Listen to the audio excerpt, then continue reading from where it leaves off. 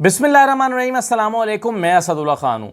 शहर इक़्तिदार में नई नई कहानियों की गूंज सुनाई देती रहती है, नई नई कहानियाँ जन्म लेती रहती हैं, नए नए मंसूबे बनते रहते हैं। अब ताज़ा खबर यह आई है कि मोहसिन नकवी साहब को लाहौर से MNA की सीट पर इलेक्शन लड़ाने का मंसूबा बनाया जा रहा है, या इस बात पर डिस्कशन शुरू हो गई है, इस बात पर गौर शुरू हो गया है। आप जानते हैं पिछले दिनों मियां अजहर साहब का इंतकाल हुआ और लाहौर की एक सीट खाली हुई है। इस सीट पर ज़ाहिर है पाकिस्तान तहरीक इंसाफ, ये PTI की सीट थी, लेकिन ज़िमनी इलेक्शन में शायद ये PTI की सीट ना रहे, क्योंकि अब फॉर्म 47 बनाने का तजर्बा तो बहुत हो गया है।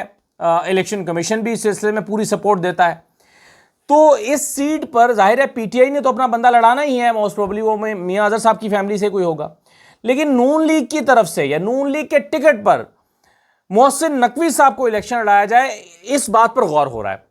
और जाहिर है इस बात पर गौर नून लीग तो नहीं कर रही होगी, तो कहीं ना कहीं गौर हो रहा है कि मोहसिन नकवी साहब को MNA बना दिया जाए। क्यों? मगर सवाल यह पैदा होता है कि उन्हें MNA क्यों बनाया जाए?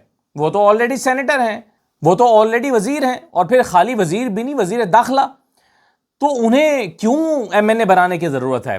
तो इसका एक जवाब समझ आता है, और वो ये है कि चूंकि सेनेटर वजीर आज़म नहीं हो सकता, वजीर आज़म बहरहाल MNA ही हो सकता है, इसलिए मोहसिन नकवी साहब का सेनेटर की बजाय MNA होना ज़रूरी है। अब आपको ये बात बड़ी अजीब सी लगी होगी, आप सोच रहे होंगे कि मोहसिन नकवी साहब वजीर आज़म क्यों, कैसे, ये कैसे मुमकिन है, और उनको वजीर आज़म क्यों बनाया जाना है? शहबाज शरीफ साहब कहाँ जाएंगे? शहबाज शरीफ साहब इतने अच्छे वजीर आज़म हैं, शहबाज शरीफ साहब तो किसी बात से इनकार करते ही नहीं हैं, ताबेदार किस्म के वजीर आज़म हैं। तो फिर मोहसिन नकवी साहब उनकी जगह लेने का सोच भी कैसे सकते हैं, या ये कोई सोच भी कैसे सकता है कि शहबाज शरीफ की जगह मोहसिन नकवी साहब आ जाएं? तो अगेन ये एक दिलचस्प सवाल है। अब इस पर जाहिर है हम जब गौर करते हैं तो कड़ियाँ मिलती हैं, खबर नहीं है, लेकिन आप इसको तज्जिए के तौर पर समझ सकते हैं, या खुद से कड़ियाँ मिलाकर, डॉट्स मिलाकर देखने की कोशिश कर सकते हैं कि इसकी ज़रूरत क्यों महसूस हुई होगी, या ये क्यों सोचा जा रहा होगा कि मोहसिन नकवी साहब भी कल को ज़रूरत पेश आ सकती है कि शहबाज शरीफ को हटाकर वज़ीर आज़म बना दिया जाए। क्यों? देखिए, उसकी एक मुमकिन वजह हो सकती है, एक सियासी उफुक पर एक कॉन्फ्लिक्ट जो आता हुआ दिखाई दे रहा है अगले चंद दिन में, वो 27वीं तरमीम की शक्ल में है। एक कॉन्फ्लिक्ट आता हुआ दिखाई दे रहा है, जिस पर शायद कुछ सियासी कुव्वतें, PTI को छोड़ दीजिए, उसके अलावा कुछ सियासी शख्सियात, सियासी कुव्वतें या सियासी जमातें शायद मुत्तफिक ना हों। यानी एक ऐसी तरमीम जिसमें अदालत को अपने ज़ेरे निगूं लाना था, वो थी 26वीं तरमीम। उस पर तो जाहिर है पीपल्स पार्टी और नून लीग को कोई एतराज़ नहीं था, बल्कि उनका सियासी फ़ायदा ही हो रहा था। लेकिन एक 27वीं तरमीम भी हो सकती है, एक ऐसी तरमीम जिसमें 18वीं तरमीम का खात्मा हो सकता है। 18वीं तरमीम के खात्मे की बातें काफ़ी अरसे से हो रही हैं। एक ऐसी तरमीम जिसमें सदर के इख्तियारात को दोबारा बढ़ाया जा सकता है, जैसे कि 18वीं तरमीम से पहले होते थे। अभी हम ज़ाहिर ज़म्पशंस पे बात कर रहे हैं, मुमकिन तौर पर, इसलिए मैं कह रहा हूँ। तो देखिए, 18वीं तरमीम का खात्मा, सदर के इख्तियारात में इजाफा, ये 27वीं तरमीम के वो कॉम्पोनेंट हो सकते हैं जिससे मुमकिन तौर पर आसिफ जरदारी और नवाज शरीफ, शहबाज शरीफ नहीं, नवाज शरीफ शायद इत्तेफाक ना करें। शायद उनके लिए इत्तेफाक करना इस पर आसान ना हो। क्यों? क्योंकि देखिए, 18वीं तरमीम जो है वो अगर ख़त्म हो जाएगी तो पीपल्स पार्टी की सियासत क्या बचेगी? पीपल्स पार्टी जो एक सूबे में हुकूमत कर रही है, एक यूनिट के तौर पर, पूरे इख्तियारात के साथ, जहां पर उसको फाइनेंशियल लिबर्टी भी हासिल है, जहां पर वो बड़े बड़े इदारे उसकी कंट्रोल में हैं, जहां पर एक NFC की शक्ल में वसी और अरीज बजट उसके पास मौजूद है, जहां से सारा माल लपेटा जाता है, समेटा जाता है, मुख्तलिफ तरह के मंसूबे लाए जाते हैं। तो ऐसी सूरत में पीपल्स पार्टी के हाथ में बचेगा क्या कि अगर 18वीं तरमीम खत्म हो जाए? 18वीं तरमीम के जरिए से ही तो उन्होंने सोचा था कि ठीक है, हमारी विफाक में हुकूमत नहीं रहती ना रहे, एक सूबे में इतनी ताकतवर हुकूमत होगी कि वहां से हम अपने सारे मकासद हासिल कर सकते हैं। तो अगर 18वीं तरमीम का खात्मा ही हो जाए, जो कि बहुत अरसे से ज़ेर बहस है कि खात्मा होना चाहिए। मुझे याद है जनरल बाजवा के साथ हमारी एक मुलाकात हुई थी, उन्होंने भी कहा था कि 18वीं तरमीम के होते हुए चीज़ें आगे नहीं चल सकती। وفاق کمزور ہوتا ہے.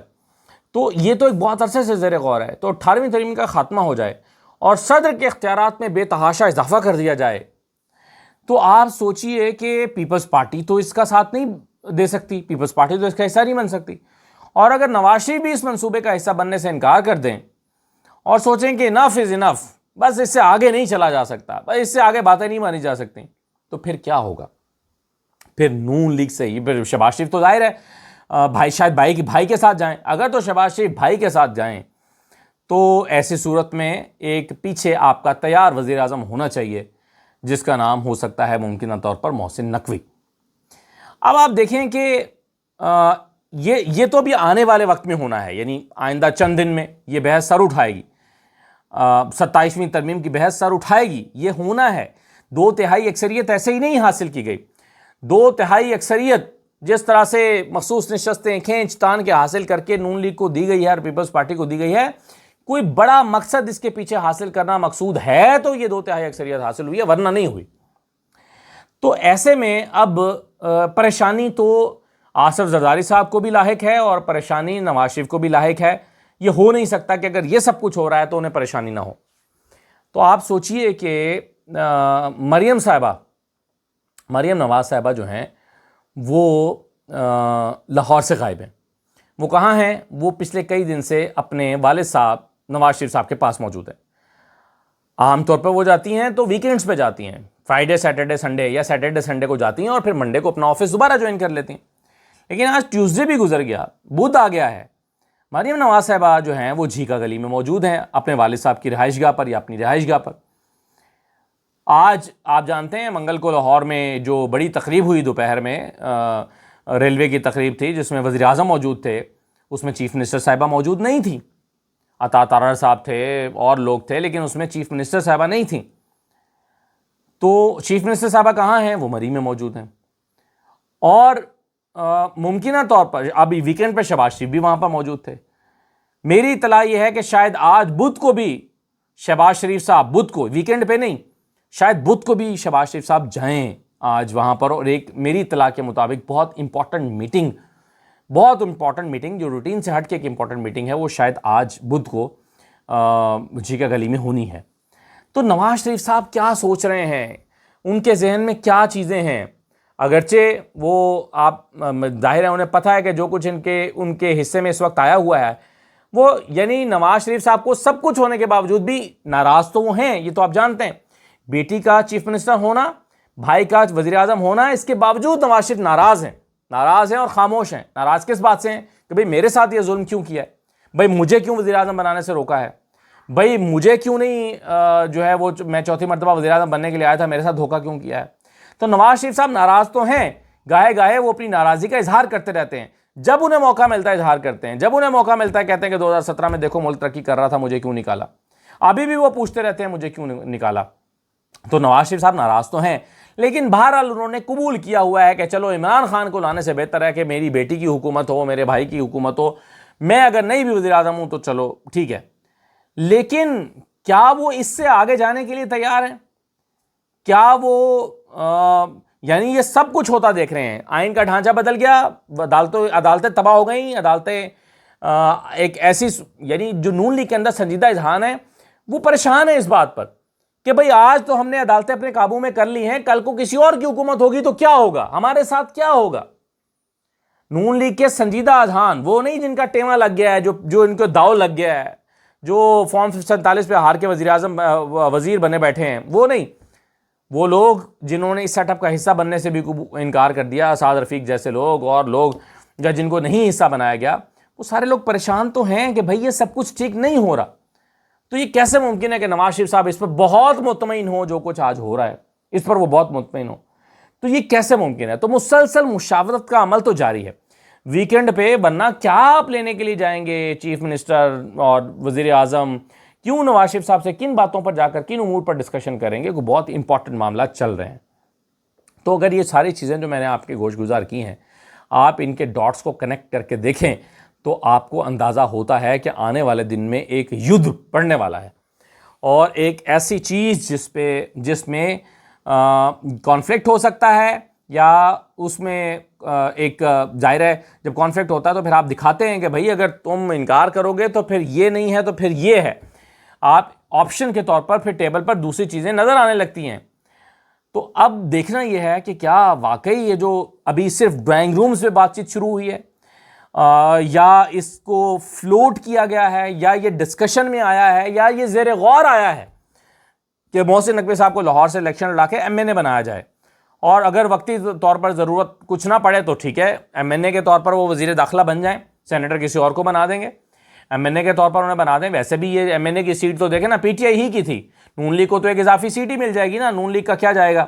تو اگر تو شہباز شریف صاحب چلتے رہتے ہیں اور منصوبے کے مطابق ساری چیزیں آگے بڑھتی ہیں تو پھر ٹھیک ہے، محسن نقوی صاحب وزیر داخلہ تو ہیں ہی، لیکن اگر شہباز شریف صاحب جو ہیں وہ کو آئیں بائیں شائیں کرتے ہیں بھائی کے کہنے پر، تو پھر ان کو دکھایا جائے گا کہ بھائی تم پھر وزیر اعظم نہیں ہو، وزیر اعظم پھر یہ ایک اور تیار پڑا ہے۔ دیکھیں یہ شریف فیملی کے ساتھ پہلی مرتبہ نہیں ہو رہا ہے، ایک واقعہ میں پہلے بھی سنا چکا ہوں، میں پھر سنا دیتا ہوں۔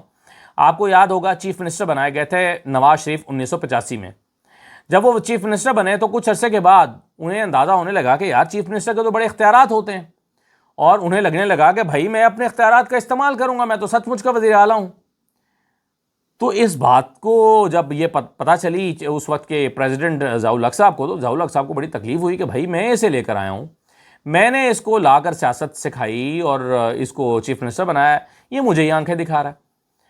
تو اس وقت پھر انہوں نے جو ہے وہ پیر پگارا صاحب سے کہا کہ بھئی یہ کیا معاملہ ہے؟ پیر پگارا صاحب نے کہا فکر نہ کریں میں کرتا ہوں۔ پیر پگارا صاحب نے ان کے مخالف سیاسی قوتوں کو اکٹھا کیا، ان سے کہا کہ تیاری کرو تحریک عدم اعتماد کی، یہ نواز شریف کے خلاف تحریک عدم اعتماد لے کر آنی ہے، میں تمہیں چیف منسٹر بنا رہا ہوں۔ ایک اور سے کہا کہ تمہیں چیف منسٹر بنا رہا ہوں۔ ان لوگوں سے کہا کہ آپ کو چیف منسٹر بنا رہے ہیں، تیاری کریں ان کے خلاف۔